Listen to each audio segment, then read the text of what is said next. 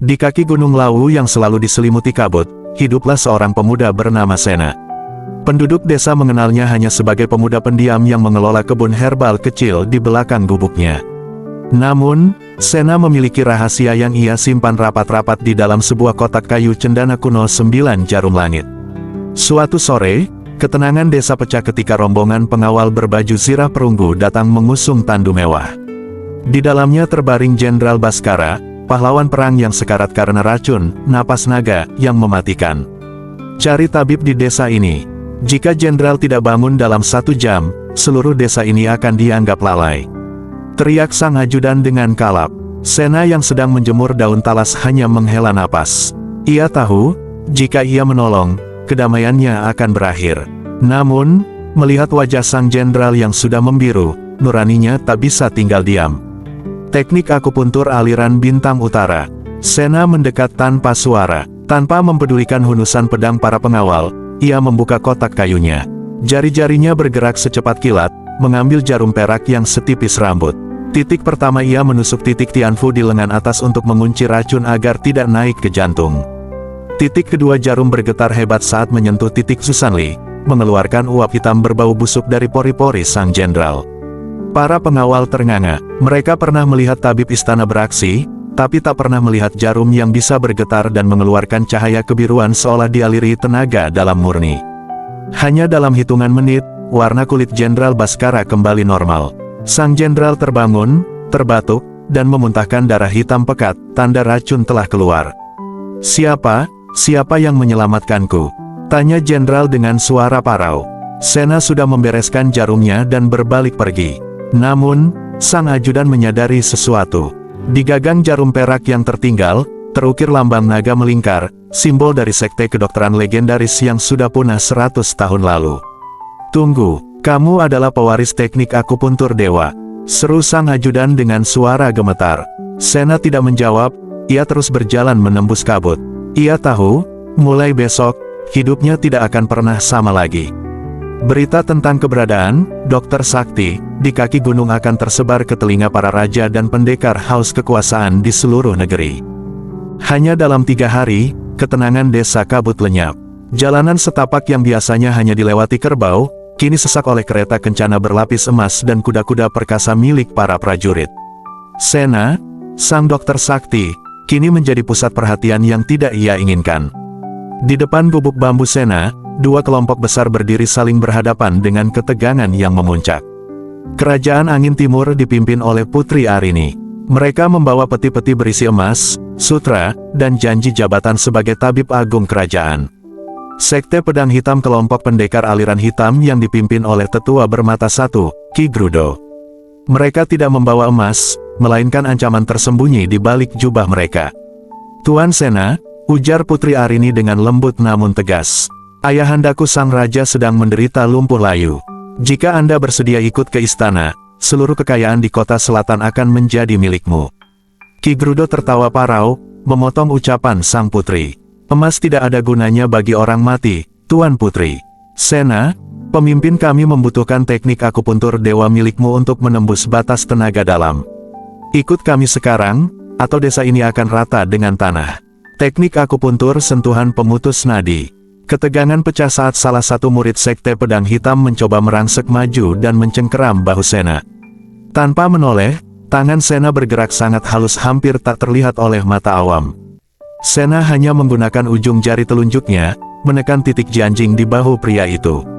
Seketika, pendekar besar itu mematung. Seluruh ototnya lemas, dan ia jatuh berlutut tanpa bisa mengeluarkan suara. Sena telah memutuskan aliran ki energi ke ototnya untuk sementara hanya dengan 1 tekanan ringan. Aku tidak menjual kemampuanku, dan aku tidak tunduk pada ancaman, ucap Sena datar. Melihat kehebatan Sena, Putri Arini menyadari bahwa paksaan tidak akan berhasil. Namun, ia memiliki kartu as. Ia mengeluarkan sebuah kalung perak tua dari balik bajunya.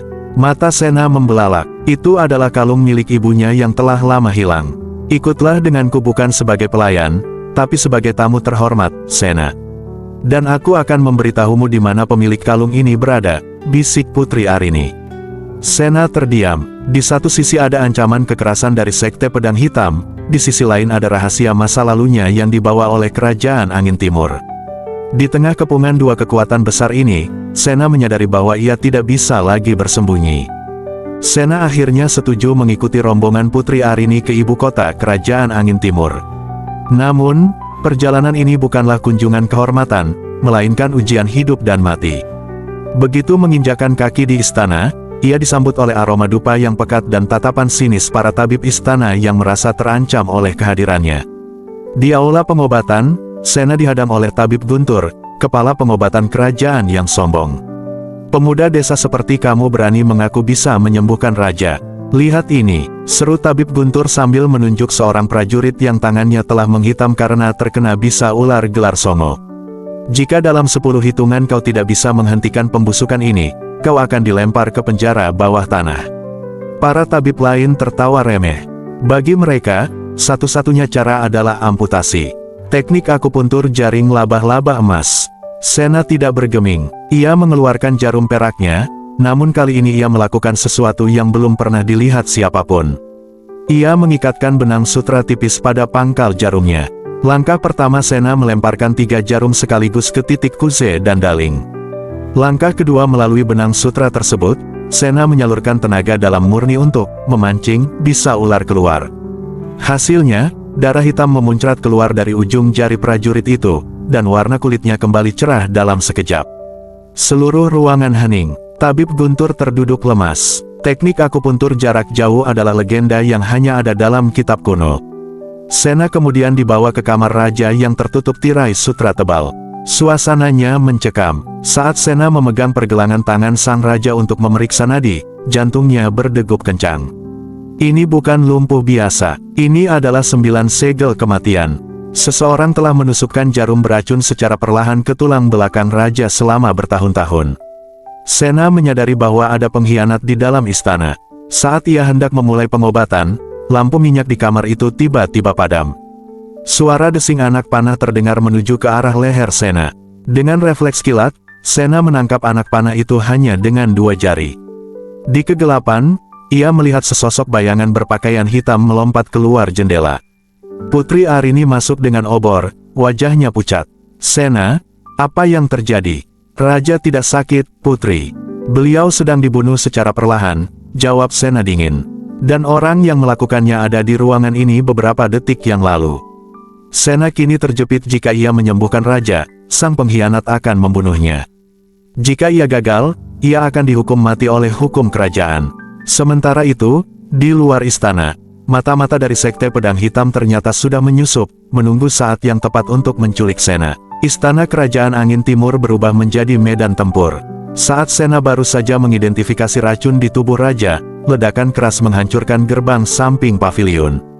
Sekte Pedang Hitam telah menyerbu masuk, dipimpin langsung oleh Ki Grudo yang haus akan rahasia keabadian. Pengkhianatan di dalam selimut. Di tengah kekacauan, Tabib Guntur yang sebelumnya menghina Sena tiba-tiba mengeluarkan belati beracun. "Maafkan aku, Putri Arini. Sekte Pedang Hitam menjanjikan posisi yang lebih tinggi jika raja tiada," teriaknya sambil menerjang Sena. Sena tidak menghindar dengan langkah besar. Ia hanya menggeser tumitnya 1 inci. Dengan gerakan tangan yang anggun namun mematikan, ia mengambil 2 jarum emas dari sabuknya. Teknik akupuntur terlarang, segel 8 gerbang. Sena tidak menusuk untuk menyembuhkan, melainkan untuk melumpuhkan secara total. Titik pertama jarum melesat menembus pergelangan tangan Tabib Guntur, tepat di titik Neiguan. Belati itu jatuh seketika karena saraf tangannya mati rasa. Titik kedua Sena melompat, jarum kedua bersarang di pangkal leher sang pengkhianat, titik Fengci. Tabib Guntur membatu. Ia masih berdiri tegak, matanya melotot, namun seluruh tubuhnya terkunci rapat seolah menjadi patung batu.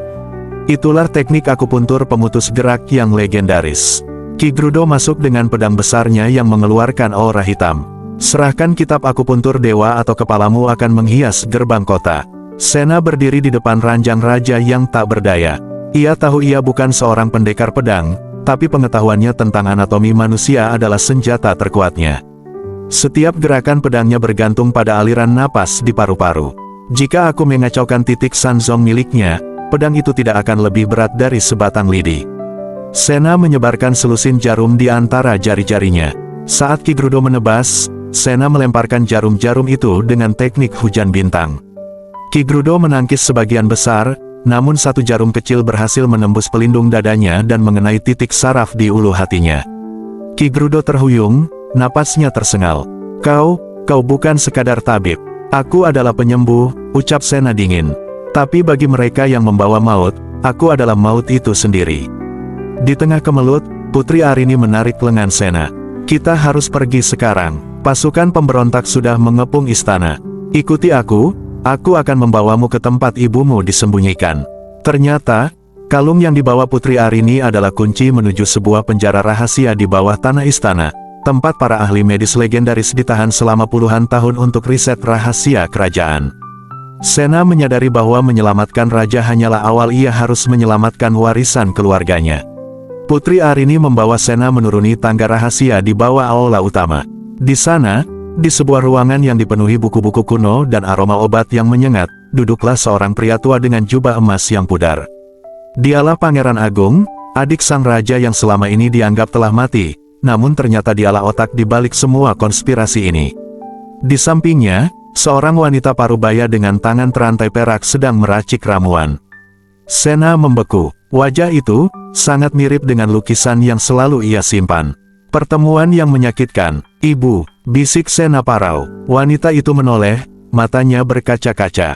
Sena, lari. Dia menginginkan teknik nadi dewa darimu untuk mencapai keabadian. Pangeran Agung tertawa dingin. Terlambat. Jika kau ingin ibumu selamat, tusukkan jarum emasmu ke titik Baihui di kepalaku. Berikan aku aliran energi murni yang bisa membuat sel-selku tidak pernah menua. Jika tidak, racun di tubuh kakakku, raja, akan meledak dalam 1 jam. Teknik tertinggi harmoni alam semesta. Sena melangkah maju dengan tenang. Ia tidak terlihat takut. Di tangannya, ia memegang satu jarum yang berbeda dari yang lain, jarum langit ke-9, yang terbuat dari meteorit murni. Keabadian bukanlah tentang hidup selamanya, pangeran, ujar Sena datar. Tapi tentang bagaimana kebaikanmu diingat setelah kau tiada. Pangeran Agung menyerang dengan tenaga dalam yang dahsyat, namun Sena bergerak seperti air. Ia tidak membalas dengan pukulan, melainkan dengan tarian akupuntur. Gerakan pertama Sena menusuk pergelangan tangan pangeran, mematikan aliran tenaga dalamnya. Gerakan kedua ia menusuk titik di dada, membuat jantung pangeran berdetak melambat hingga ke tahap hibernasi. Gerakan terakhir dengan kecepatan cahaya, Sena melemparkan jarum terakhirnya melewati bahu pangeran, tepat mengenai rantai perak yang membelenggu ibunya. Kring, rantai itu hancur berkeping-keping. Sena segera berbalik. Ia menggunakan teknik napas kehidupan. Ia menyalurkan seluruh energi murninya melalui jarum-jarum yang ditancapkan ke punggung ibunya. Lalu ibunya yang ternyata adalah tabib agung yang asli membantunya menyembuhkan raja dari jarak jauh menggunakan getaran frekuensi jarum. Racun 9 segel kematian yang ada di tubuh raja perlahan menguap, berubah menjadi asap putih yang harum. Sang raja membuka matanya, dan seketika itu juga, pengaruh jahat Pangeran Agung runtuh. Pasukan setia kerajaan menyerbu masuk dan meringkus sang pengkhianat. Setelah badai berlalu, raja menawarkan Sena posisi sebagai Panglima Tabib Agung dan ingin menjadikannya menantu dengan menikahkan Putri Arini. Rakyat bersorak, membayangkan kemakmuran di bawah pengobatan Sena. Namun, di pagi hari saat matahari baru terbit, kamar Sena sudah kosong. Hanya ada sepucuk surat dan sebuah jarum perak yang tertancap di meja kayu. Tugas seorang tabib adalah di mana ada luka, bukan di mana ada tahta. Biarlah aku tetap menjadi bayangan di tengah kabut, menyembuhkan mereka yang terlupakan. Di kaki Gunung Lawu, seorang pemuda tampak berjalan bersama seorang wanita tua. Mereka memanggul keranjang herbal, masuk kembali ke dalam kabut yang tenang. Sena kembali menjadi pemuda biasa, namun dunia tahu, jika maut menjemput secara tidak adil, sang dokter sakti akan muncul dari balik kabut dengan jarum peraknya. Selesai.